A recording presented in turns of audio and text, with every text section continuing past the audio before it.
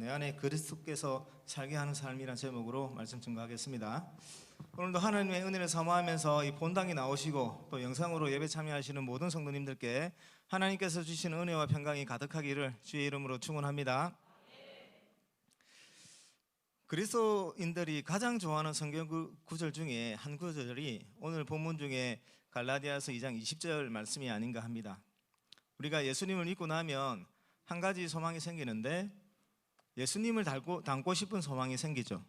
나를 사랑하시는 그 예수님을 기쁘게 하는 삶을 살고 싶다라고 하는 그런 소망이 생깁니다. 근데 우리를 보면 참 힘들어요.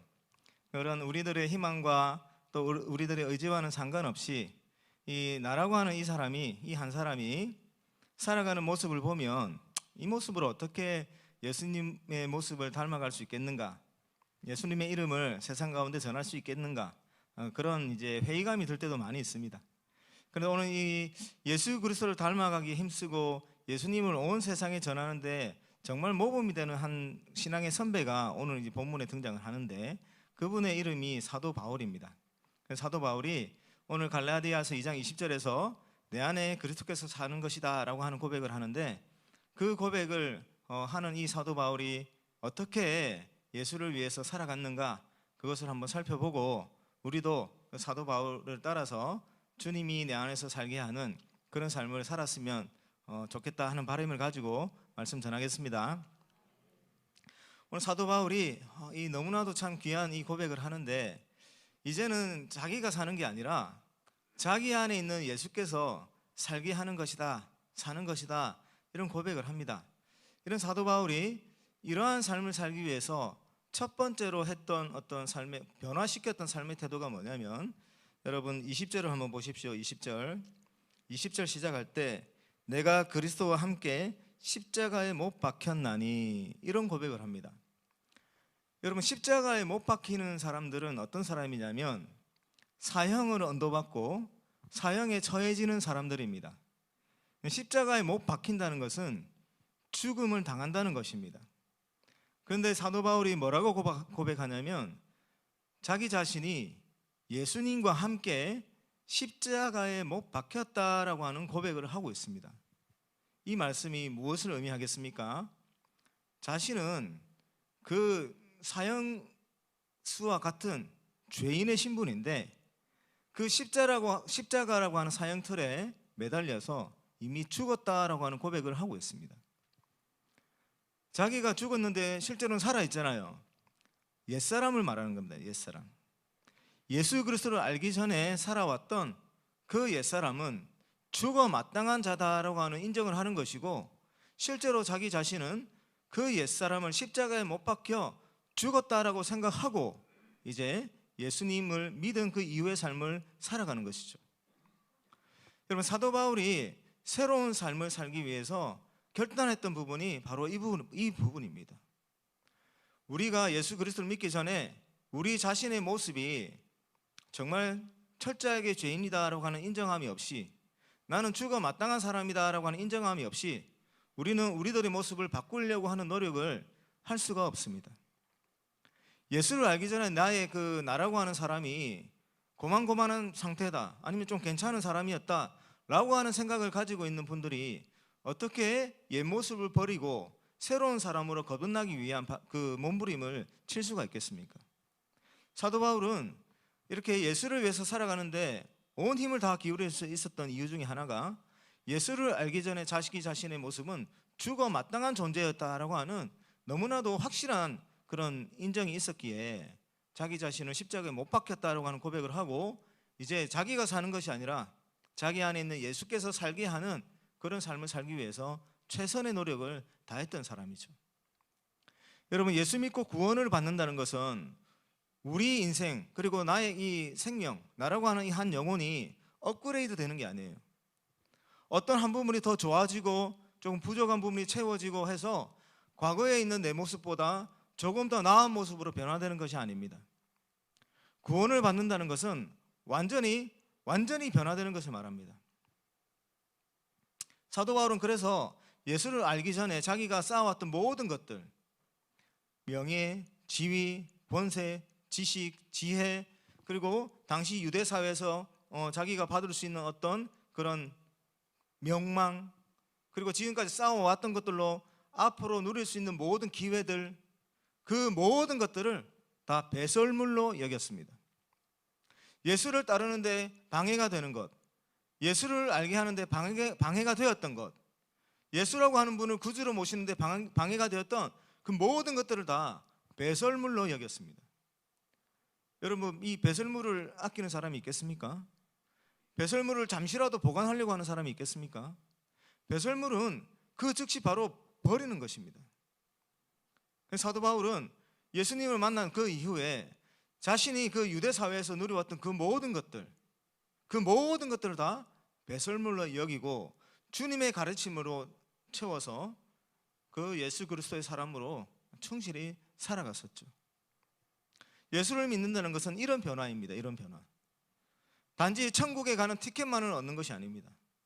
우리가 나라고 하는 이 한 사람이 하나님의 사람으로 온전히 변화하지 못하고 천국에 가는 티켓을 얻어서 천국에 들어갔을 때 내가 변화하지 아니하고 하나님의 형상을 회복하지 못하고 지금 이 모습 그대로 천국에 들어가면 그 천국이 되겠습니까?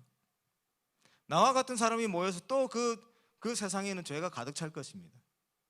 구원을 얻는다는 것은 천국에 들어가는 티켓을 얻는 것으로 끝나는 것이 아니라 내 자신이 하나님의 형상을 완전히 회복해서 죄와 사망의 권세 아래에 있던 그 사람의 모습에서 완전히 탈바꿈을 해서 하나님의 형상으로 완전히 변화되고 영원한 모습으로 변화되어서 하나님이 만들어주시는 그 새날에 들어가는 것, 그게 바로 우리에게 주어지는 구원입니다. 그래서 우리는 분명히 알아야 됩니다. 단순히 예수를 믿을 때 우리의 삶이 조금 더 나아지는 차원에서 우리 만족하면 되는 것이 아니라 우리는 옛사람은 완전히 버려버리고 새로운 사람으로 충만하게 받아서 새 사람의 모습으로 살아가고자 온 힘을 다 기울여야 하는 것이죠. 그렇게 살아가는 데 있어서 가장 선행되어야 하는 것이 예수를 알기 전에 나는 죽어 마땅한 사람이다 라고 하는 고백을 할 수 있어야 합니다. 여러분, 죄인됨의 고백 없이 구원의 필요를 느낄 수가 있겠습니까? 지금 내 인생이 처절하게 실패한 인생이라고 하는 고백 없이 새로운 삶에 대한 갈망을 할 수가 있겠습니까?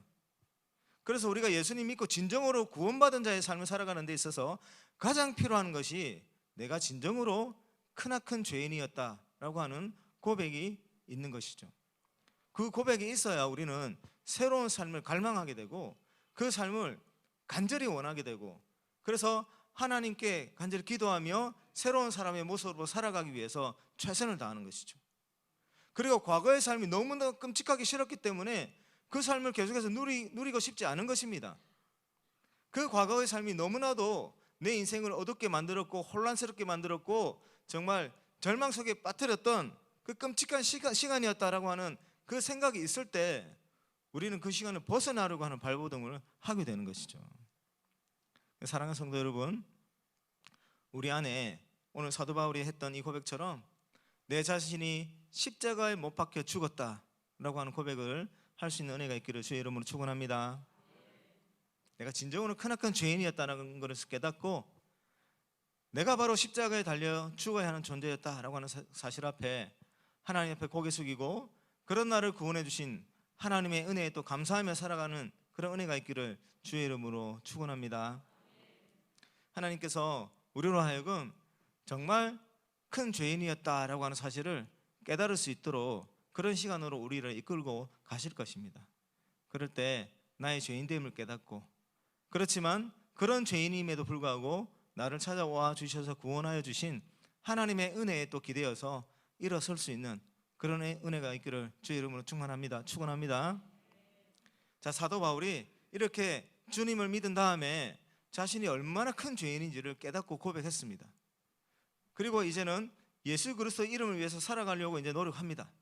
그래서 오늘 2장 20절에 있는 내 안에 그리스도께서 사시는 것이다 라고 하는 이 고백을 하기 위해서 어떻게 살아왔는가, 그것을 앞에 본문에서 조금 살펴보겠습니다.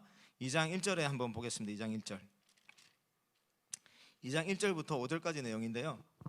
사도 바울이 이제 갈라디아서에서 어떤 이제 그 이야기를 하고 싶은 거냐면 1장부터 사도 바울이 무엇을 강조했냐면 자기 자신은 진짜 하나님께서 부르시고 예수 그리스도께서 자기를 부르신 사도라고 하는 사실을 계속 강조해요. 그리고 거짓 복음이 있다는 사실을 언급하고 사실은 거짓 복음은 없다. 오직 예수 그리스도를 믿는 것으로만 구원을 받는데 충분하다라고 하는 이것이 진짜 복음이다라고 하는 것을 계속 강조합니다. 그 이유는 유대인들이 계속 사도 바울을 쫓아다니면서 사도 바울이 사역하는 교회마다 찾아다니면서 예수 믿는 것만으로는 부족하다라고 하는 거짓 가르침을 계속해서 퍼뜨렸고, 그리고 예수를 전하는 사도 바울은 진짜 사도가 아니다, 가짜 사도다라고 하는 이 사도 바울의 신분에 대해서 거짓 소문을 계속 퍼뜨렸습니다. 그래서 사도 바울은 이 복음의 진리를 바로 전해야 되잖아요. 그래서 자신이 정말로 하나님께서 부르신 사도다라고 하는 사실을 계속해서 강조하고 있고, 그리고 자신이 전하는 이 복음이 어떤 복음인지, 율법은 왜 율법으로 구원을 받지 못하는지 그것을 지금 이야기하려고 하는 겁니다. 자, 그런 배경 속에서 오늘 2장 1절에서 5절까지 어떤 내용을 이야기를 하냐면, 사도 바울이 바나바와 디도를 데리고 예루살렘으로 올라갔대요. 근데 예루살렘에서 어떤 행위를 했냐면 2절을 한번 보십시오. 2절을 보시면 계시를 따라 올라갔다는 것은 하나님의 뜻에 따라서 올라갔다는 것이죠. 내가 이방 가운데서 전파하는 복음을 그들에게 제시하되 유력한 자들에게 사사로이 한 것은 내가 다름질하는 것이나 다름질한 것이 헛되지 않게 하려 함이라, 이렇게 말을 하고 있습니다. 하나님의 계시를 받고 예루살렘으로 올라갔습니다. 이 예루살렘은 예루살렘 교회를 말합니다. 예루살렘 교회를 갔는데 이 교회에서 사도 바울이 무엇을 했다고 이야기를 하고 있습니까? 이방에서 전한 복음을 전파했대요. 그런데 누구에게 전파했냐면 그 예루살렘 교회의 유력한 자들에게, 교회 지도자들을 말합니다. 그런데 사사로이 했대요. 사사로이, 개별적으로 접촉을 해서 그렇게 전했다는 것입니다. 여러분, 지금 예루살렘 교회입니다. 이 교회에서 사도 바울이 무엇을 전파했다고요? 복음을 전파했습니다. 이상하지 않습니까? 이방 지역도 아니고 예수를 믿지 않는 사람들도 아니고 예수를 믿는 사람들이 모여있는 교회가 처음으로 생겨난 이 예루살렘에서 사도 바울이 와서 지금 하는 행위가 뭐냐면 복음을 전파하고 있는 거예요. 교회의 지도자들에게. 근데 이 복음을 뭐라고 표현하고 있냐면 이방에서 전한 복음이라고 표현하고 있습니다. 왜 굳이 이방에서 전한 복음이다라고 하는 수식어를 쓸까요? 바로 거짓 가르침을 바로 잡기 위해서입니다. 이방인들이 예수 그리스도를 중심으로 한 그 복음을 믿고 구원을 받고 하나님의 백성이 되지 않습니까? 유대인들도 마찬가지입니다. 이방에서 전했던 그 복음과 똑같은 복음을 이 예루살렘 교회에서 다시 강조하고 있는 거예요. 그 목적이 있습니다. 2절 마지막 후반절을 읽어보겠습니다. 내가 다름질하는 것이나 다름질한 것이 헛되지 않게 하려 함이라. 사도 바울이 무엇을 위해서 다름질해 왔습니까? 복음 전파죠. 지금도 무엇을 위해서 다름질하고 있습니까? 복음 전파입니다. 그러니까 지금까지 복음 전파를 위해서 달려왔고 지금도 복음 전파를 위해서 열심히 달려가고 있는데, 그것이 자기가 하고 있는 그 노력이 헛된 일이 되지 않기 위해서 이 예루살렘의 유력한 자들에게 또다시 이방에서 전한 복음을 또 똑같이 전하고 있는 거예요. 그러니까 사도 바울이 무엇을 지금 힘쓰고 있냐면 이 복음의 진리를 전파하고 복음의 진리가 훼손되지 아니하고 그 진리가 유지될 수 있도록, 사람들에게 그 진리가 그대로 전해질 수 있도록 이 복음의 진리를 지키는 일에 힘을 기울이고 있는 것이죠. 그리고 또 디도의 이야기가 나오는데, 자, 디도가 나와요. 근데 디도가 누구라고 나옵니까? 헬라인 디도라고 나옵니다. 이 디도의 출신을 또 언급하고 있죠. 헬라인은 유대인이 아니죠. 이방인입니다. 그런데 이 유대주의자들은 할례를 요구하고 안식일을 지킬 것을 계속 요구를 하죠. 모세 율법을 지킬 것을 요구합니다. 그런 거 다 해야 구원을 얻을 수 있다고. 그래서 헬라인 디도에게도 할례를 받으라고 하는 강요가 계속 있었던 거예요. 그런데 사도 바울은 이 디도에게는 할례를 억지로는 받지 말라고 할례 받는 것을 막습니다. 그런데 여러분, 이 사도 바울이 믿음의 아들로 여기는 디모데는 할례를 받거든요, 나중에. 근데 디모데는 유대인입니다. 그런데 이 헬라인 디도는 사도 바울이 억지로 할례를 받지 못하도록 좀 막습니다. 강한 의지로. 왜 그랬을까요? 복음의 진리를 따르면 예수 그리스도를 구주로 믿는 사람들은 하나님의 백성이 되는 거예요. 근데 유대인들은 어떻습니까? 유대인들은 할례를 받아야 하나님의 백성이라고 계속 강조하고 있죠. 그래서 이방인들은 지금까지 사도 바울의 복음을 전해 듣고 우리가 유대주의의 그 율법을 지키지 않더라도, 할례를 받지 않더라도 우리가 예수 그리스도의 그 십자가의 대속의 은혜와 부활의 그 사건들을 우리가 믿으면 하나님의 백성이 된다라고 하는 복음의 진리를 믿고 하나님의 백성이 되었다고 생각하고 살아가고 있는 것이죠. 그런데 만약에 사도 바울이 디도가 할례 받는 것을 허락하고 이방인인 디도가 만약에 할례를 받는다면 그 이방인 성도들은 어떤 생각을 가지겠습니까? 혼란이 오는 것이죠. 여러분, 예수 믿기 전에 이방인 중에서 이방인인데 유대인들이 있죠. 이방인인데 유대인들, 그들은 율법을 따르고 거기다가 할례를 받았을 때 이방인들도 유대인이 됩니다. 그런데 성경에 보면 이방인 중에서 경건한 사람들이라고 하는 표현을 부르는 사람들이 있습니다. 이들은 그 유대인들의 이스라엘의 율법은 받아들이는데 할례는 도저히 받을 수가 없는 거예요. 겁이 나서. 그래서 할례를 받지 않은 사람들은 유대인이다라고 표현하지 않고 그냥 경건한 이방인이다 이렇게 표현을 합니다. 할례가 이만큼 무서운 거예요. 근데 이방인들이 얼마나 좋은 소식입니까? 우리가 예수 믿는 것으로 하나님의 백성이 된다고 하니까. 그래서 이방인 중에서 이 예수를 믿고 우리가 하나님의 백성이 되었다라고 하고 생각하고 살아가는데, 만약에 이 이방인 중에서 또 교회 지도자 역할을 했던 디도가 할례를 받아버리면 그들이 갖고 있는 믿음에 균열이 생기겠죠. 그래서 사도 바울이 그걸 막았던 거예요. 그래서 5절에서 이렇게 표현합니다. 그들에게 우리가 한시도 복종하지 아니하였으니 이는 복음의 진리가 항상 너희 가운데 있게 하려 함이라 라고 합니다. 디도에게 왜 할례 받을 것을 막았습니까? 복음의 진리가 너희 가운데 항상 있게 하려고. 그래서 사도 바울이 항상 관심 있는 것은 복음의 진리를 전파하고 그 전파된 복음의 진리가 성도들의 삶 속에서 그대로 그 진리의 형태 그대로 유지되게 하는 것, 그것을 위해서 사도 바울이 온 힘을 기울였던 겁니다. 사도 바울이 그걸 계속 강조하고 있습니다. 11절부터 한번 보겠습니다. 11절에서 14절. 11절에 게바가 나옵니다. 게바는 베드로죠. 베드로가 이제 그 안디옥에 왔습니다. 안디옥에 와서, 이 안디옥은 이방 지역이에요. 이방 지역에 예수를 전해서 예수 믿는 성도들이 이곳에 이제 많이 생긴 거죠. 그 베드로가 예루살렘에 와서 이방인 성도들과 함께 교제하고 식사 교제하고 이렇게 하고 있었는데, 그 예루살렘의 지도자 중에 야고보가 있었거든요. 오늘 이 본문에서는 야고보에게서 어떤 사람이 왔다라고 표현합니다. 예루살렘에서 온 유대주의자들이에요. 자, 이 유대주의자들이 온다는 소리를 듣고 베드로가 이방인 성도하고 식사를 하고 있다가 급히 그 자리를 떠났습니다. 식사 교제를 마치지 않고. 여러분, 원래 이스라엘 백성들은 이방인들하고 밥을 먹습니까? 안 먹습니까? 절대로 안 먹습니다.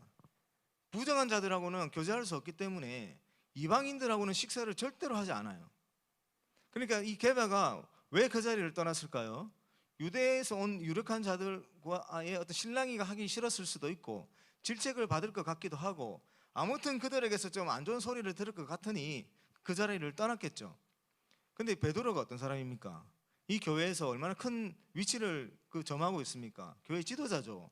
그러니 함께 있던 유대인들도 그 베드로와 같이 외식을 하고, 또 거기 누가 있었냐면 바나바도 있었는데, 바나바도 이 이방인 성도들과 교제를 하다가 그 자리를 떠난 거예요.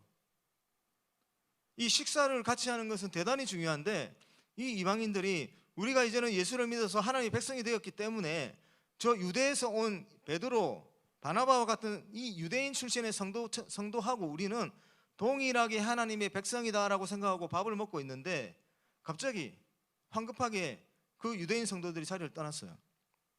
그러면 이 이방인 성도들이 어떤 생각을 가지겠습니까? 복음의 진리에 대해서 오해를 하게 되겠죠. 오해를. 그래서 이건 바울에게 있어서 이것은 대단히 중요한 문제입니다. 그래서 많은 사람들이 있는데 그 게바와 대면해서 게바를 그 자리에서 바로 책망을 했습니다. 나중에 책망한 것도 아니에요. 그 자리에 있었던 이방인 성도들이 모여있고 많은 사람들이 보는 그 앞에서 그 게바를 책망했습니다. 그 목적이 14절에 있죠. 14절 읽어보면요. 그러므로 나는 그들이 복음의 진리를 따라 바르게 행하지 아니함을 보고 모든 자 앞에서 게바에게 이르되. 사도 바울의 목적은 한 가지입니다. 이 게바가 복음의 진리를 따라서 바르게 행하지 않았어요. 그리고 이 게바가 차지한 위치가 있기 때문에 그곳에 안디옥 교회에 있는 많은 이방인 성도들이 이 게바의 행위를 보고 복음의 진리에 대한 의심을 가지고 복음의 진리를 따르지 않을 수도 있는 그런 위험이 있기 때문에 이 사도 바울이 이 게바의 그 위치가 있음에도 불구하고 그 게바를 그곳 사람들이 다 보는 데 앞에서 강하게 책망을 했습니다. 복음의 진리를 지키기 위해서. 사도 바울은 그가 예수 그리스도를 믿고 난 이후에 죽는 순간까지 이 길을 위해서 달려갔던 사람입니다. 그러면 이런 내용 끝에 사도 바울이 고백을 하는 거지 않습니까? 이런 내용 끝에 이제는 내가 사는 것이 아니라 내 안에 그리스도께서 사는 것이다 라고 고백을 하는 것이죠. 그래서 우리가 많은 것들이 부족하지만 사도 바울이 했던 이 고백처럼 우리의 삶을 통해서 이제는 내가 살아가는 것이 아니라 내 안에 있는 예수 그리스도께서 살아가게 하는 것은 복음의 진리를 전파하고 복음의 진리를 지켜나가는 것. 그럴 때 내 안에 있는 예수께서 지금 이 시간 이 공간 속에서 살아서 역사하시는 것이죠. 여러분, 이제는 여러분들이 사는 것이 아니라 여러분들 안에 계시는 예수 그리스도께서 살게 하는 그런 삶을 살아가기를 주의 이름으로 축원합니다. 오늘 사도 바울을 보십시오. 내 안에 있는 예수께서 살게 한다. 어떻게 보면 아주 추상적인 고백이 될 수도 있지만 그 고백을 실천하기 위해서 얼마나 구체적으로 그 삶에서 구체적으로 어떤 행위들을 실천하고 있습니까? 복음의 진리를 훼손하는 것에는 아주 단호하게 사도 바울이 나섰습니다. 예수 그리스도를 통해서 구원을 얻는다는 이 진리가 훼손되는 일 앞에서는 단호하게 맞서고 그 복음의 진리를 훼손하는 것을 바로잡기 위해서 온 힘을 기울였던 사람이 바로 사도 바울이었습니다. 지금 이 사도 바울의 현장에서 복음의 진리를 훼손하는 가장 주된 이슈는 율법주의였죠. 율법주의. 그럼 오늘날 우리가 전하는 이 복음의 진리가 믿지 않는 사람들에게 제대로 전파되지 못하고 또 사람들로 하여금 이 복음의 진리가 훼손되고 그들이 오해하게 만드는 그런 일들에는 어떤 것들이 있을까요? 우리가 어떤 행동을 할 때 사람들이 우리가 전한 복음을 진지하게 받아들이지 못하고 그 복음에 대한 가치를 전혀 고려하지 않고 복음의 진리를 받아들이려 하지 않고 그냥 밀어내려고 할까요? 많은 것들이 있는데 서신서를 보면 대표적인 게 몇 가지가 있습니다. 서신서를 보면 서신서에서 가장 자주 강조하는 것이 바로 싸우지 말 것입니다. 서로 싸우지 말 것. 서로 싸우지 말고 서로 하나가 되는 것을 강조하고 있습니다. 여러분, 예수님께서 그 제자들을 두고 마지막에 기도할 때 하나님께 기도할 때 우리가 하나 된 것처럼 그들도 하나가 되게 해달라고 그렇게 기도하시죠. 그리고 유월절 만찬에 그 예수님께서 제자들에게 가르침을 주실 때 너희가 서로 사랑하라고 합니다. 너희가 서로 사랑할 때 세상 사람들이 너희를 보고 나의 제자됨을 세상 사람들이 알게 될 것이다 라고 합니다. 그래서 우리가 살아가는 데 있어서 복음의 진리를 훼손하는 데 있어서 가장 중요한 것은 우리가 서로 싸우지 않는 것입니다. 우리가 서로 싸우지 아니하고 주님 안에서 서로 하나가 되는데 온 힘을 기울이는 것, 그게 바로 복음의 진리를 바로 지키는 것이죠. 사도행전을 시작할 때 2장과 4장에서 어떤 내용이 나오냐면 이제 사도행전은 이제 예수님이 떠나고 남은 제자들이 복음을 전파하기 시작하는 이야기지 않습니까? 그리고 예수님을 죽였던 무리들이 이제 예수를 전파하는 무리들을 막 색출하기 위해서 찾아다니고 잡아다니고 하는 그런 이제 분위기죠. 어떻게 보면 교회 예수를 믿는 성도들은 위험함을 감수하면서도 신앙생활을 해야 합니다. 실제로 그들의 직장에서 쫓겨날 수도 있는 것이고 살아왔던 터전에서 도망을 갈 수도 있는 그런 상황이죠. 그런 상황에서 교회가 계속해서 성장을 합니다.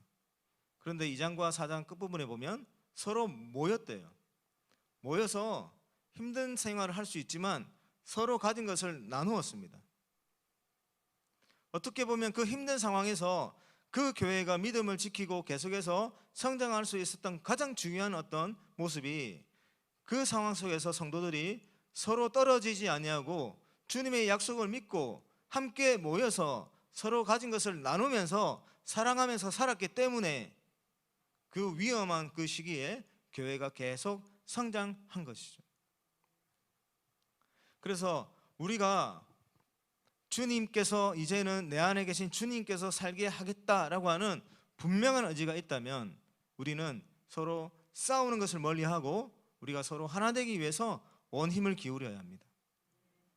서신서를 읽어보십시오. 종류는 다르겠지만 서신서 책은 다르겠지만 반복해서 강조하는 것이 서로 싸우지 말라는 것입니다. 그리고 서로 복음의 신앙을 위해서 서로 협력하라. 성령이 하나 되게 하신 것을 힘써 지켜라. 서로 사랑하라. 그런 말씀을 계속 강조해서 사도 바울이 전하고 있는 것이죠. 우리 성일교회 성도님들은 모두 서로 사랑하는 성도가 될 줄로 믿습니다. 복음의 신앙을 위해서 서로 협력하는 성도님들 될 줄로 믿습니다. 성령이 하나 되게 하신 이 교회를 힘써 지키는데 하나가 될 줄로 믿습니다. 그리고 우리 이 교회에 모인 성도님들은 모두가 다 다른 분들이죠. 모두가 다 다릅니다. 똑같은 분이 한 분도 안 계십니다. 이 서로 다른 수백 명의 사람들이 모여서 하나가 되는 것이 얼마나 힘들겠습니까? 그래서 우리는 그 하나가 되기 위해서 무엇을 바라봐야 되냐면 바로 나를 구원해 주신 예수님을 바라봐야 되는 것이죠. 우리 성도님들이 어렵고 힘들 때마다 서로 격려하고 또 서로 돌아보고 서로 기도해주고 하는 그런 삶을 통해서 서로 하나됨을 이룰 때 우리 교회가 전하는 복음의 진리가 더 능력 있게 강력하게 우리 일대 가운데 전파될 줄로 믿습니다.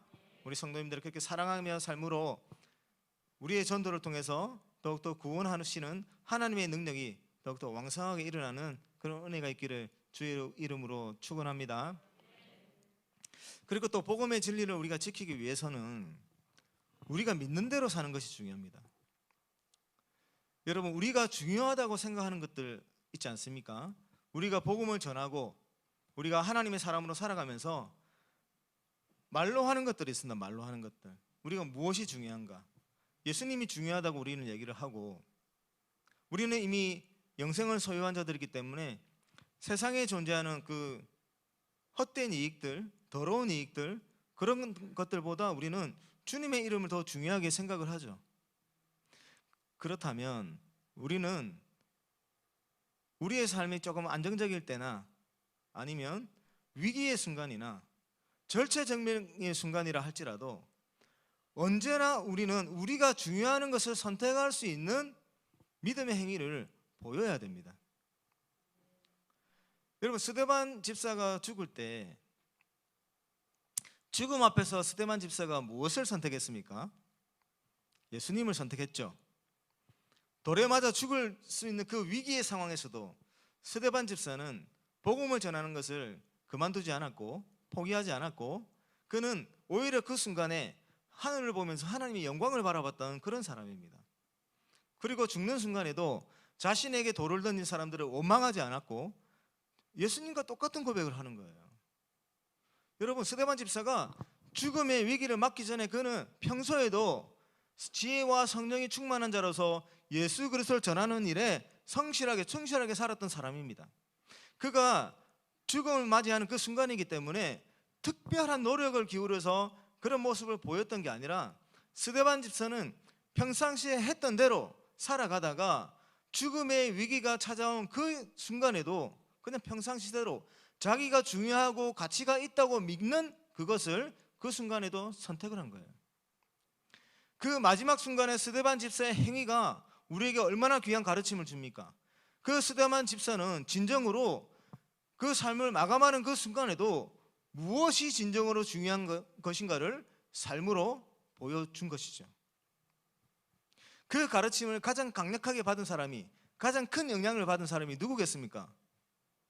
그 현장에 있던 사도 바울이죠.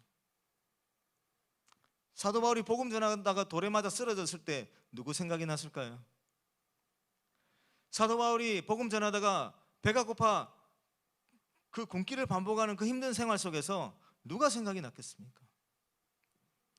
사도 바울이 복음을 전하다가 감옥에 갇히기를 여러 번 갇히고 매를 맞는 그 환난의 순간에서 죽을 고비를 넘겨야 하는 그런 순간에서 누가 생각이 났겠습니까? 죽음 앞에서 복음의 신앙을 포기하지 않았던 스데반 집사가 어찌 생각이 안 나겠습니까? 사도 바울이 스데반 집사를 잊을 수가 있겠습니까? 자신 앞에 자기가 그 교회를 죽였던 그 일에 앞장섰을 때 죽음을 당했던, 순교했던 그 스데반 집사, 사도 바울의 예수님 다음으로 아마 사도 바울에게 있어서 가장 훌륭한 스승이었을 겁니다. 이렇게 스데반 집사가 평상시에 자기가 믿고 중요하다고 생각하는 것을 정말 어렵고 힘든 상황에서도 자기가 중요하다고 가르치고 살아왔던 것을 그 순간에도 선택함으로 진짜 중요한 것이 무엇인가를 증명해 주었습니다.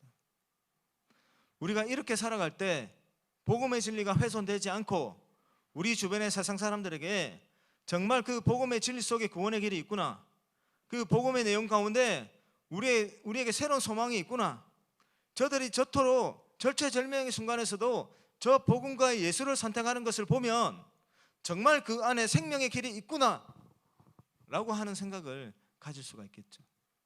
반대로 우리가 조금 어려운 순간에 예수가 아닌 다른 것을 선택한다면, 정말 많은 사람들이 주목하고 있는 그 상황 가운데 우리가 예수가 아닌 다른 것을 선택한다면 그 세상 사람들이 우리를 보고 뭐라고 판단하겠습니까?